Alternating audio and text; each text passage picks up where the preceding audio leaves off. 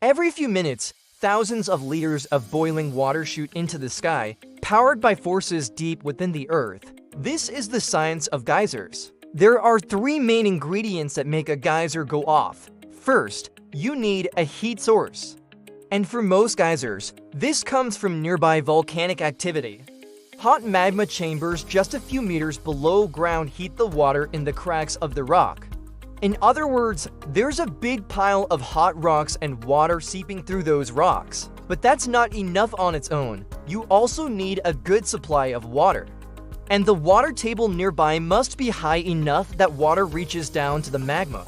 Sometimes this water comes from rain or melting snow that makes its way down through the rock.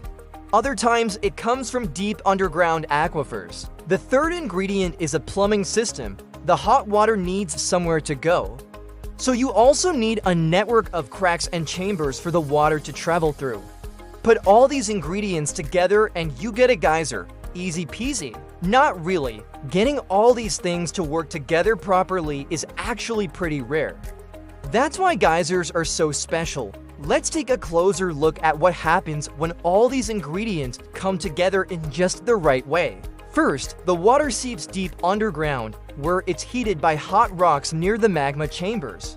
Because it's trapped under pressure, it can become superheated, staying liquid even above 100 degrees Celsius or 212 degrees Fahrenheit.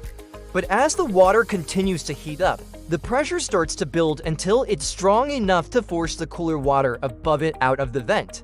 This sudden release of pressure drops the temperature of the water, which causes the rest of the superheated water to flash into steam, creating the eruption, boom. And that's where the iconic geyser shape comes from. You can see this process in slow motion here at Old Faithful in Yellowstone National Park. Every few minutes, thousands of liters of superheated water erupt into the air, sending steam billowing 90 meters or 300 feet into the sky. The eruption lasts about a minute and a half and is powered by the cooling water rushing in to replace the steam that's just shot out of the vent. Geysers are rare because you need all three ingredients in just the right conditions. Most are found in volcanic areas like Yellowstone in the USA, Iceland, New Zealand, and Chile. Some geysers are predictable and erupt on a regular cycle. Others blow their tops when they feel like it, and some only erupt once a year, while others may seem dormant, like this one in Yellowstone, which hasn't erupted since the 1980s. Some geysers go dormant when the underground plumbing changes or when local water sources dry up. But even dormant geysers can surprise you. This one in New Zealand blew its lid after 100 years. In some places, people use geothermal energy plants to tap into the heat produced by geysers to generate electricity. But too much human activity in the wrong place can have an impact on how well a geyser works. In Yellowstone, for example, more than 1 million visitors a year come to see the geysers. And more people mean more potential impacts to the delicate ecosystem around them. So let's keep these natural wonders powered by nature, not humans.